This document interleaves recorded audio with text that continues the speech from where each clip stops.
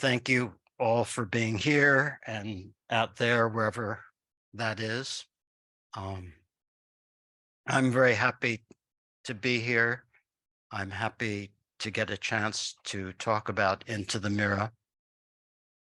My wife likes to tease me every time someone asks me what your book is about, and I try to explain it to them. And she says afterwards, "You don't know how to explain what this book is about. You've been working on it for 5 years, and why can't you explain it?" So I'm going to make another attempt today, and maybe I'll manage. I don't know. The shortest explanation I could give is that this book is about Mahayana Buddhism and modernity. So maybe I should say a few words about modernity to start with. We're all immersed in modernity, so it's very hard for us to see. We're like fish in water. Fish don't have a lot to say about water, I'm sure, because it's their natural dwelling place, and modernity is our natural dwelling place. But I thought I'd give two very brief examples, highlights of what I think are modernity. The first is a little story about one of the major achievements of humanity. In the last 100 years, we have managed to extend human lifespan double. People now live, on the average, everywhere in the world, about twice as long as they lived 100 years ago. That's pretty extraordinary.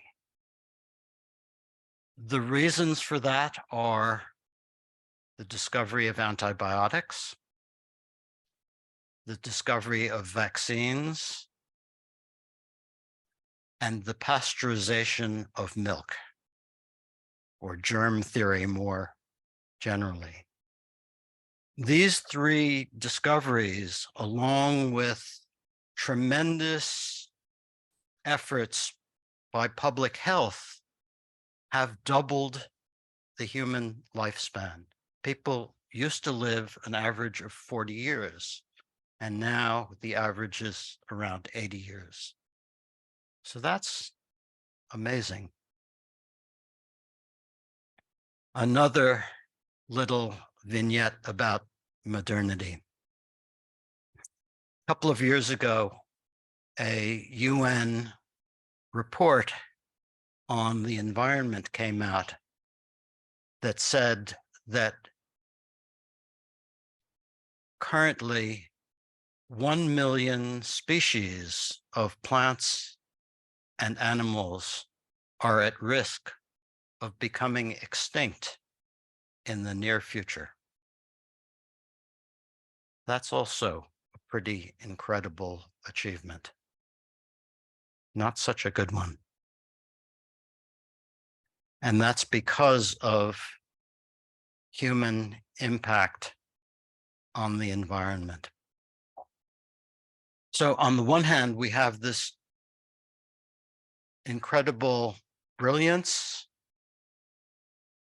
intelligence, creativity that has doubled the human lifespan. And on the other hand, we have this incredible stupidity that is causing us to destroy the planet that we live on, the environment that we live in. So how do we make sense of that? As Buddhists, how do we make sense of that? That's a big question. We could be so clever and so stupid. Reflecting on this makes me think of one of the very core teachings of Buddhism that appears again and again, which is known as the two truths or the two realities. In Sanskrit, and I have to be really careful because we have a Sanskritist in our presence who's going to correct me, but the two truths are known as Samvriti Satya and Paramata Satya. Close enough? Okay. So Paramata Satya is often translated as ultimate truth or ultimate reality or genuine reality. Samvriti Satya is more like apparent reality or conventional reality, and it's often translated as relative reality, but it has this other sense of concealment. So it's a truth that reveals and at the same time conceals, which is very interesting. How can truth both reveal and conceal?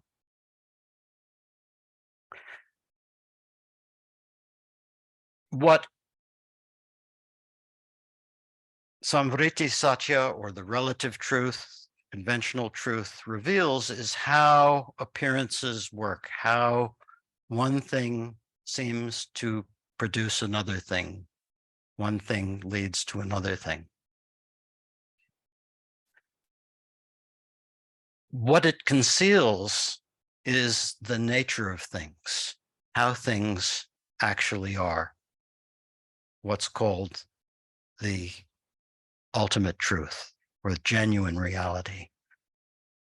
So we have this sense of intellect, for example.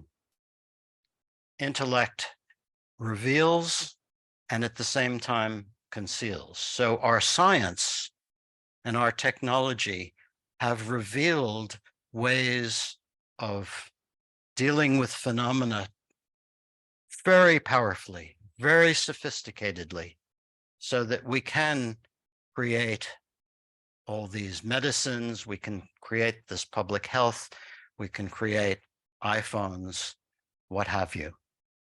It's amazing, but yet it's concealing something. And what it conceals basically is the causes of happiness and sorrow, and the causes of liberation and bondage. These are the things that Buddhism is really interested in. Buddhism is all about creating the causes of happiness, getting rid of the causes of suffering, and helping us find freedom, liberation. That's the whole point of Buddhism. We are in modernity stuck in this difficult place because all of the accomplishments of science and technology and modernity altogether, wonderful as they are, conceal what is most important, to the point where this seemingly very obvious thing called the mind or consciousness is often regarded as something either unimportant, not functional, or non-existent even.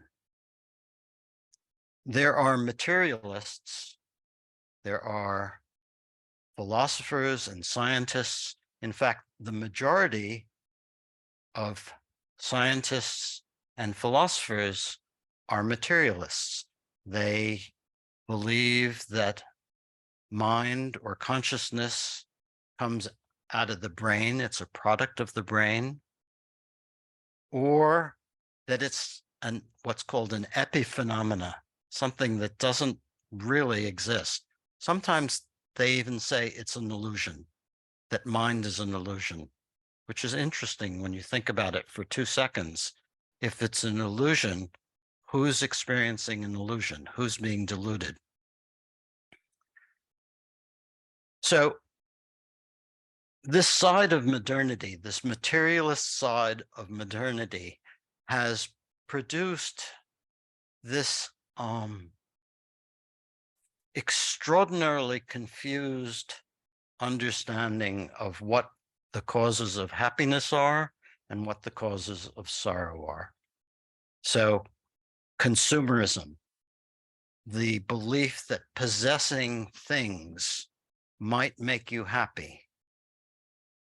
Possessing any kind of thing, whether it's material, psychological, spiritual, whatever it is that you think you might possess, cannot be a source of enduring happiness, cannot liberate you from the feeling of poverty, anxiety, inadequacy.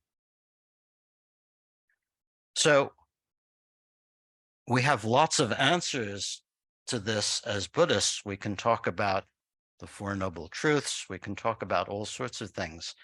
But we have a problem, I think, which is that we are so conditioned by the materialist assumptions, the basic materialist assumptions that are so prevalent in our world, that it's really hard to believe in the truth of the Mahayana. We often think about something in our brain. We think these things that are all around us that Buddhism says are empty, they can't be empty because they're made of particles. And they're forces that come as waves. There are all these quantum mechanics. There are molecules. All of these models of reality, conceptual models of reality, seem to us to be genuinely real. They must be real because the scientists can send rockets to the moon, they can make televisions, they can create the internet, so they must know what they're talking about. And yes, in the relative reality, they can create the causes and conditions that allow my image to appear on a computer in New York City. And that's amazing. That's fantastic. But believing that it's more than appearance is problematic. So we have this interesting challenge of trying to get beyond conventional reality in an environment, a culture where the conventional reality has become so powerful and so deeply accepted and ingrained and assumed that we think that's all there is.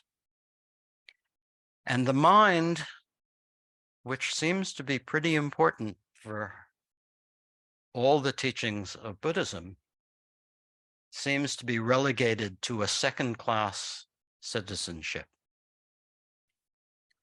So the reason that I wrote this kind of kooky book is that I wanted to talk about Mahayana Buddhism in a way that was relevant in this culture, in this time, and that used some of the Western methodologies for counteracting or contradicting these materialist assumptions that we carry with us. So I don't know what our time's like. I think we have some time. I hope this won't bore you, but I'll tell you a little bit about some of the arguments that appear in this book that are aimed at the materialist assumptions that many of us have. So the first one is what's called the explanatory gap, the gap in explanation. There is no broadly accepted explanation how mind could arise from matter. All of the neuroscience, all of the physics, all of the biology addresses what is assumed to be a material basis for mind.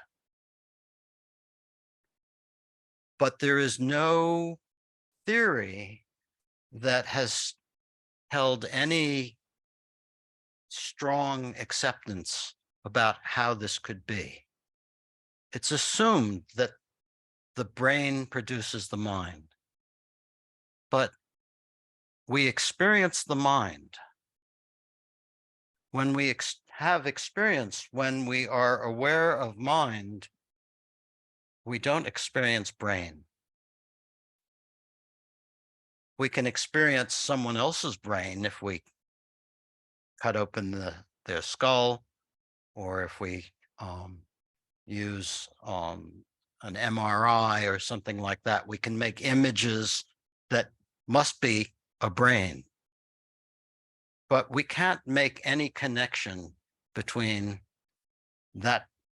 those images, those experiences, and the experience of consciousness, mind. So that's called the explanatory gap.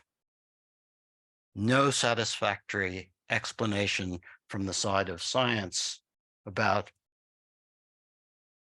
how mind could arise from matter. The second argument that is, I think, very powerful is known as the knowledge argument. And this goes back to a paper that I think was written in the 1980s by an Australian, Frank Jackson. And this is a thought experiment. Imagine a neuroscientist, an extremely brilliant and talented neuroscientist. Jackson calls this person Mary.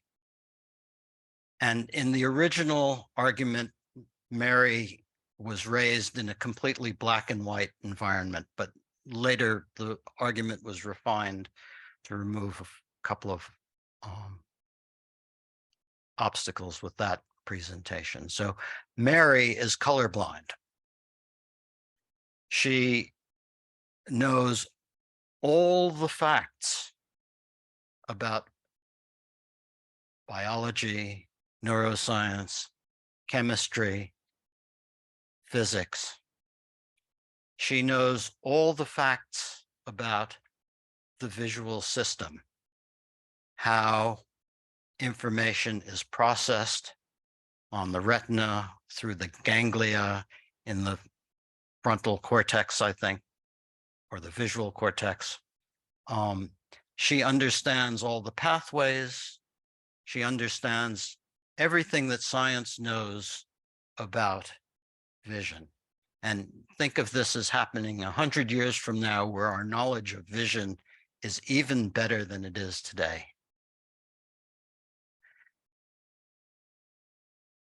At some point, Mary has an operation that they have developed in this future time that cures her colorblindness. And for the first time, she sees an apple and sees what red looks like. So up till then, she knew all the scientific facts about the color red. but she had never had the experience. The argument is having all the information, all the facts, all the science about color, there is still something more to be known. That is the experience of color, what color is like to the mind. So that's the second major argument. The third one is perhaps the funniest. It's called the conceivability argument. And a man named David Chalmers, who's another Australian philosopher, who's quite an extraordinary thinker, who is the first one who articulated what's known as the hard problem of consciousness. I think most of us have probably heard of the easy problems are the ones that can be solved by our normal scientific, third-person scientific method. The hard problem is, why is there consciousness at all? So Chalmers poses this argument that is called the conceivability argument. You can conceive of a being that is identical to a human being down to the atomic level. Every molecule, every atom, every particle is identical, but without consciousness. This is called a philosophical zombie. So you can conceive that there could be zombies. Probably, the laws of nature don't make it possible for real philosophical zombies to exist. But as a thought experiment, you can imagine that everything is identical physically, and all is dark inside. This is another argument that consciousness is not a physical property. Consciousness is a fundamental property of nature. So one way of describing that is, and I think Chalmers uses this expression, he said, if God created these zombies, she would still have more work to do to give them consciousness. She could create identical beings to humans, but still need to do more to give them consciousness. So these are the kinds of arguments that contemporary philosophers use to argue that mind has to be reckoned with. I think these are important for Buddhist practitioners to understand, because the current culture was not around at the time the Mahayana was developed. The arguments we have learned from the tradition probably don't hit home with contemporary scientists, contemporary philosophers. So it's good to have some arguments in our favor to compete against these materialistic views which deny the importance of mind. Because if people don't believe that mind is a thing even, or that it's just this random product of the brain, how are they going to understand the truth of suffering, the truth of cessation, the truth of the path? So I've written about that a bit, and that's sort of the foundational material in the book before introducing a historical presentation of the way the Mahayana developed in India, which, as much as we can tell, which is very little, we have very little historical evidence about how it developed. But my understanding of the way it developed seems to mirror how we, as people who might practice the Mahayana path, would experience our own progression along that path.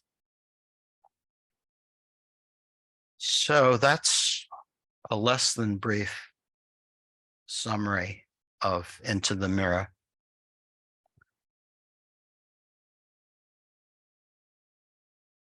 We have time for some discussion if anyone has any comments or questions.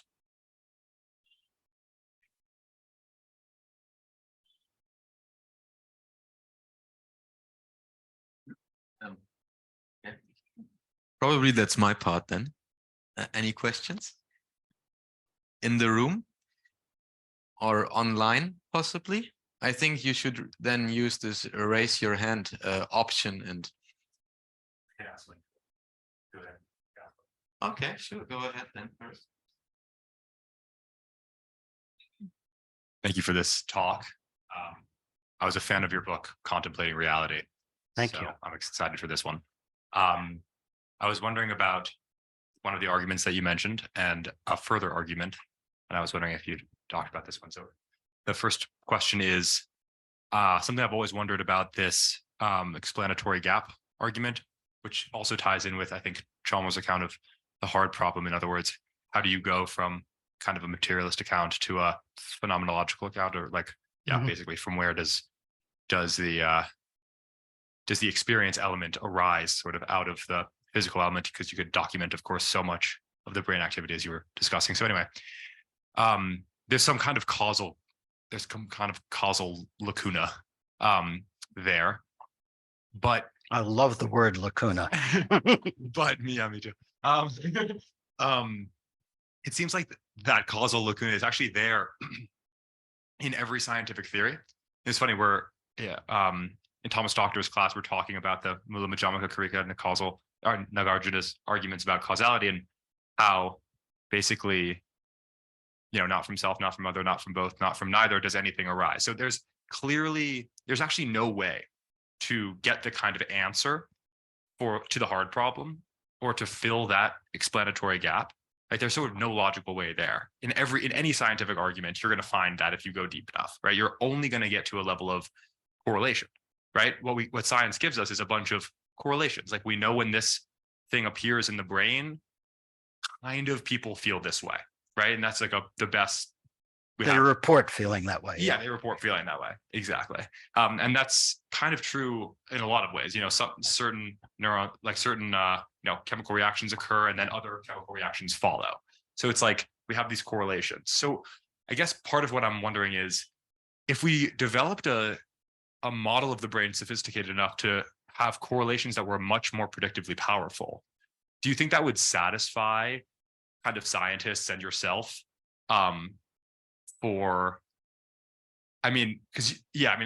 It probably wouldn't get you to a strictly materialist standpoint, but I'm wondering, like, where you think the potential kind of is there from a scientific standpoint. That's a really interesting question. I think the kicker is that we can never get beyond experience. We can never get beyond mind to establish anything extramental. The assumption that we are talking about matter in the first place, that gives us this duality of mind and matter, doesn't stand up. So we might get extremely good at these correlations, and we might be able to produce really good effects because of that, helping people with schizophrenia or something. Who knows? Could be great. But fundamentally, we're never going to be able to step outside of mind, outside of experience, to land on something material. And as those first two little narratives about modernity, I think, make clear, our ingenuity in developing the techniques and the conceptual models that would be involved in that could be fantastic. How it's put to use could be helping cure mental disease or finding ways to world domination through, it's a crapshoot. My interest in the science and the philosophy goes only so far, really up to the point where we can talk seriously about the mind, and then we really need to talk about liberation and bondage, because that's really what's going to be valuable to people. And that's not going to be on that continuum of help and harm. That's takes us to the other side. So that, Yeah, that's irrelevant. I totally agree. And what you said actually brings me to like the second question that I had. Your argument that basically you can never get outside the mind to establish something extramental. I think that's like a really strong argument to make. And in fact, it's the opposite argument that scientists tend to make, which is that, so they say mind comes out of the brain. And then this argument basically says, no, brain actually comes out of the mind. Yeah. Like brain is a mental construct, which feels totally correct to me. So my question is, one, do you cover that kind of part of the argument in your book? And two, something that I've discovered when talking about this with Westerners is that argument often leads to, oh, so that's just solipsism. Like, how do you get outside of your own brain? sure. And so without recourse to an argument for emptiness, like, because if you go to emptiness, it's somewhat easier. It's like, there's no you to be alone in the world, right? But if you don't have that. No, you've got to go there. And, as Tomas started this course on the Madhyamaka Karika, talking about individual selflessness. And I thought that was great because, often we'll get into Madhyamaka and think about the emptiness of out there without realizing it's personal. So, yeah, you're right. If we don't talk about personal selflessness and emptiness, we don't get anywhere. Great, thank you.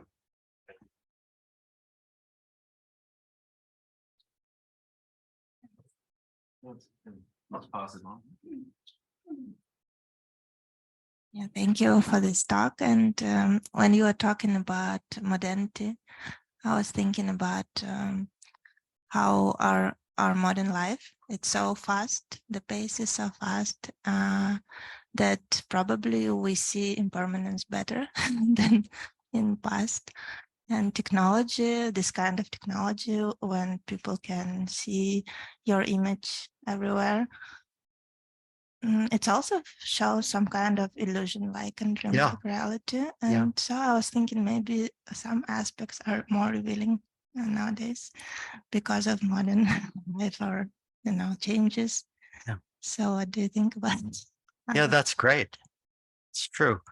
Kempo Sotram Gyamtso Rinpoche often said that the modern world was the perfect place to practice the samadhi of illusion. And he recommended to his students that we go to department stores, which don't exist anymore because of impermanence and Amazon, because they have lots of mirrors in them, and just walk through department stores. I guess we can still go through shopping malls and things, but places where there are lots of reflections. And if you don't try to buy things, but you just walk through them and look at the illusory nature, and you look at the experience of, oh, there's someone on a television screen. There's someone who's real, and then see what's the difference. All form and emptiness. So yeah, the modern life has many possibilities of encouraging us to find the Dharma. The biggest one, I think, is one with all this materialism being so unsuccessful at making us happy. The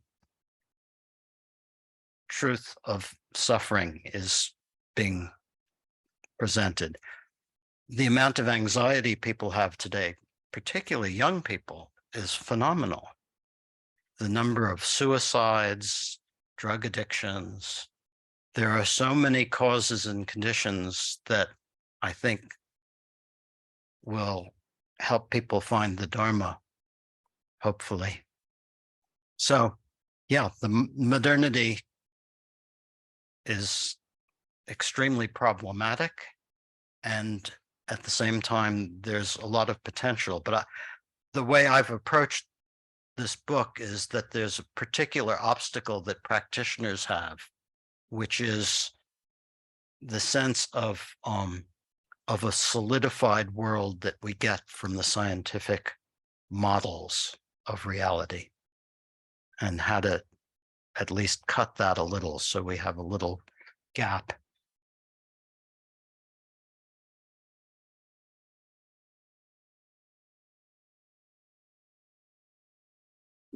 Just go ahead. It doesn't look like anybody's raising their hands.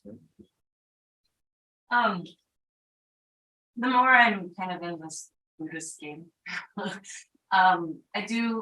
I just see this amazing, I call it's like a clearinghouse of ideas, especially, I mean, I'm a Westerner and I'm studying Buddhist with Western teachers and a kind of Western paradigm, and occasionally, yes, with, Eastern teachers.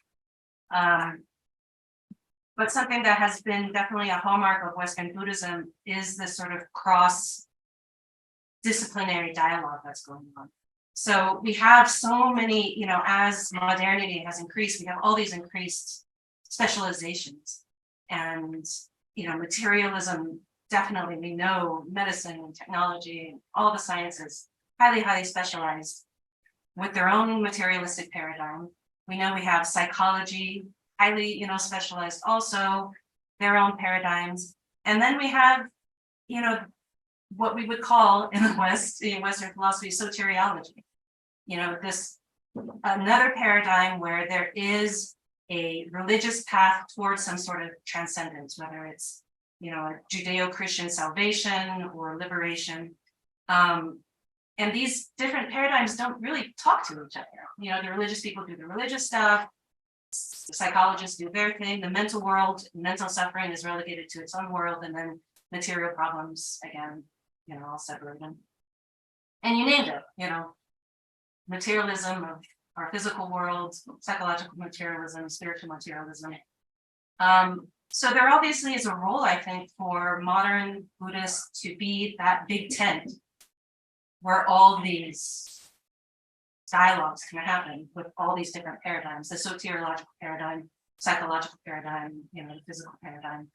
But I'm wondering where the gap is are we not communicating to all these different paradigms well enough for them to understand, or are we needing to,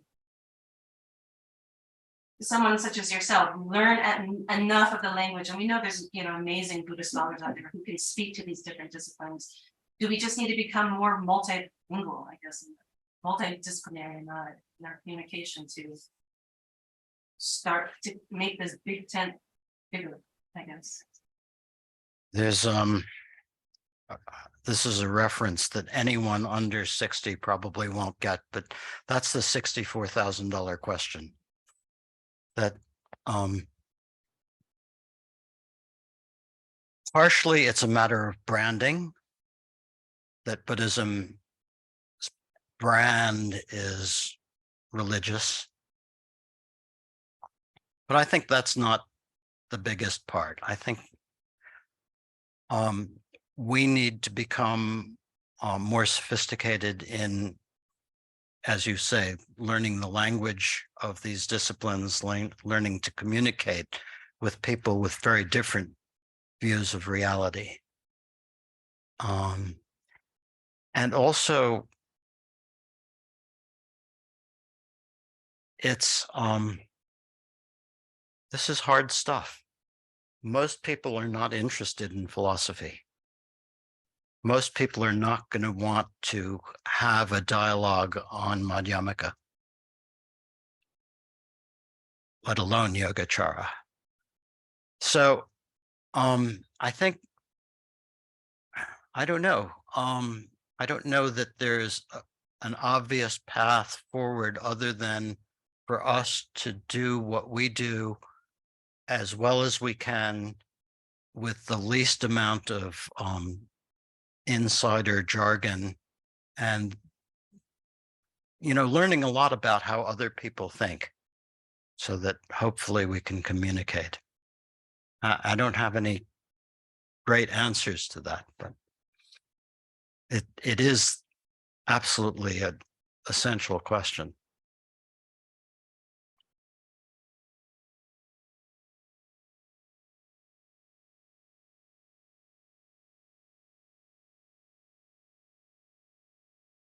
Anybody else? Somebody likes to say something. Maybe I can ask you a question then myself, if you want. Oh, okay, very good. So then please go ahead. Whoever that is. Diane? Just wanted to kind of surf on this last comment, because it seems that RYI in some way is trying to do that by bringing academic with the traditional to talk to each other, at least create a place where we can learn both ways. So there is a little bit of scientific approach through academic, even through Buddhist studies, for example, philology and phenomenology, and we bring all these things. So it proves that it's an important skill to develop at this point.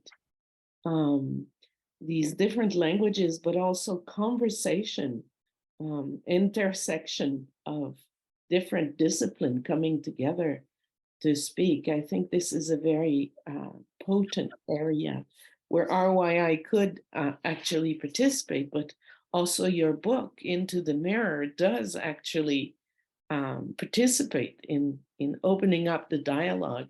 It's kind of an inner dialogue, because we have these beliefs. It's really looking into the mirror in a very kind of value sense or belief sense.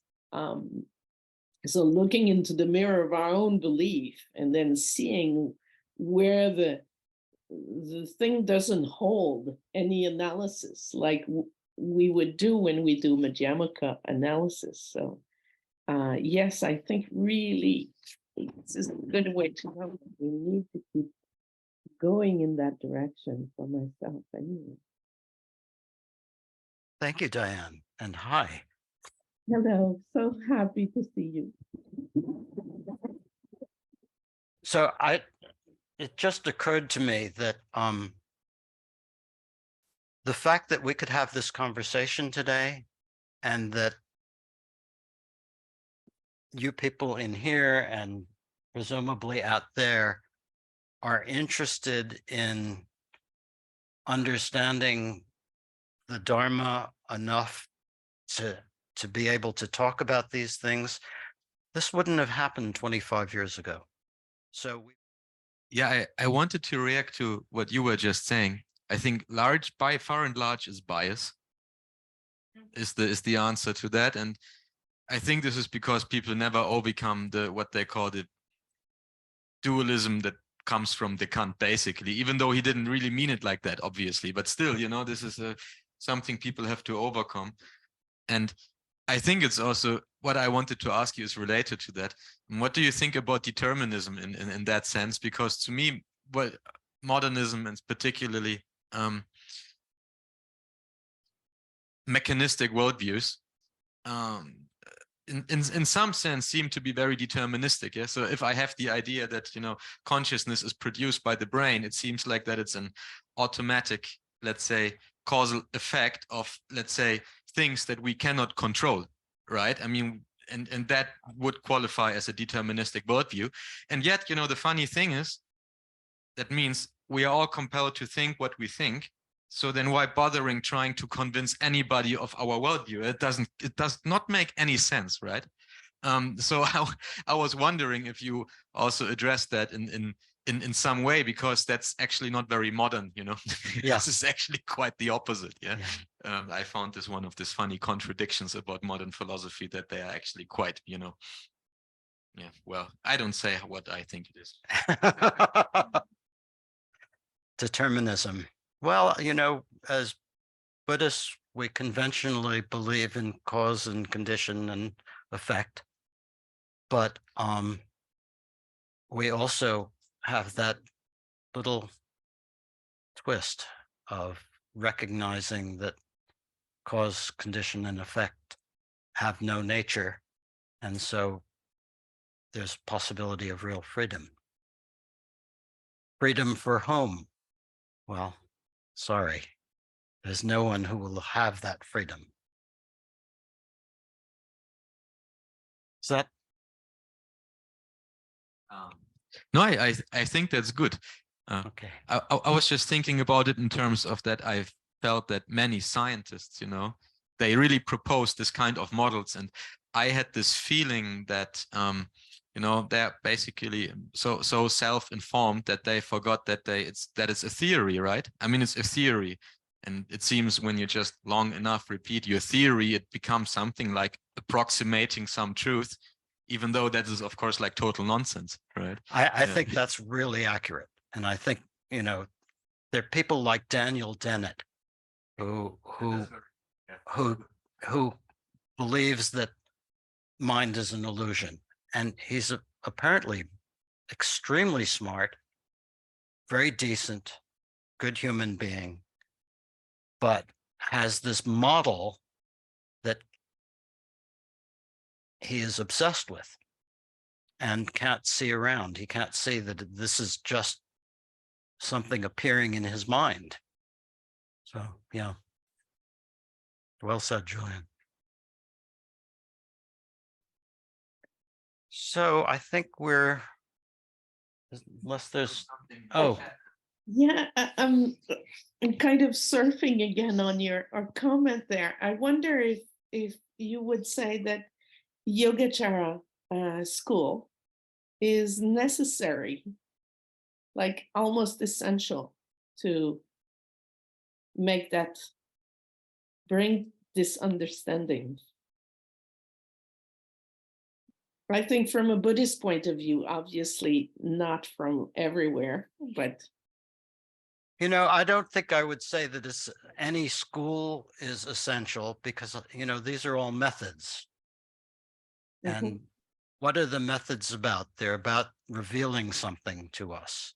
So what's essential is the revelation. And as Rinpoche just said, the pointing out is the method for revealing the deepest reality. So you don't need to know Madhyamaka to have pointing out. For us, I think as modern people, Madhyamaka, Yogacara, Svatantrika, Sutrantika, Pramana, all of these are really helpful, even if we've had pointing out from a great Lama, because we get the pointing out, we get a glimpse, and then we fall back into our conventional way of thinking. So we need methods to deconstruct the conventional thinking that blinds us to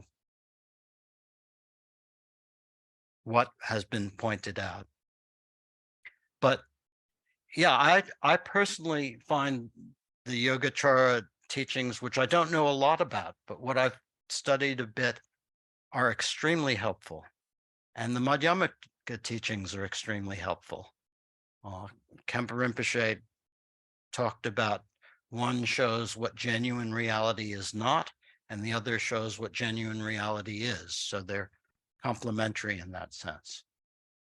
But no particular teaching is essential. Finding ways to help people look at their own experience in a fresh way, overcome their habitual patterns of thinking about reality. That's what's essential. So another little thought in that direction. Khyentse Rinpoche, Dzongkar Khyentse Rinpoche, said in one piece a while back that when you're training with a guru, the important thing is just follow their instructions. If they tell you to drink a cup of tea every hour on the hour, drink the tea. So there are a lot of different ways of training. The philosophical schools, I think, are super helpful and super important, especially for well-educated Westerners. Modern people have a lot of concepts to deconstruct. So that's very helpful. But there are a lot of ways of training. Thank you. Thank you.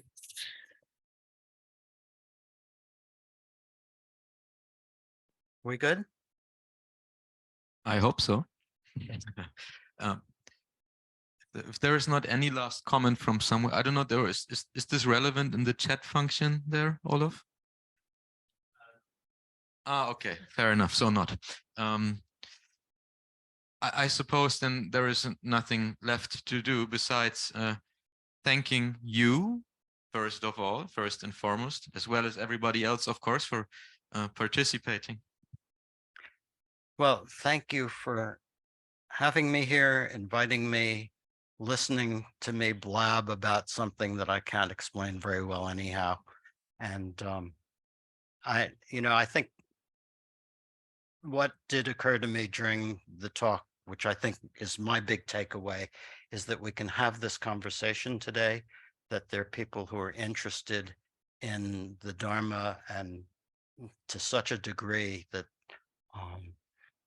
and with such intelligence that these topics are not like cuckoo land. So thank you very much. Thank you for everything you've brought to this discussion. I'm sure that you've put a lot of effort into whatever brought you here. So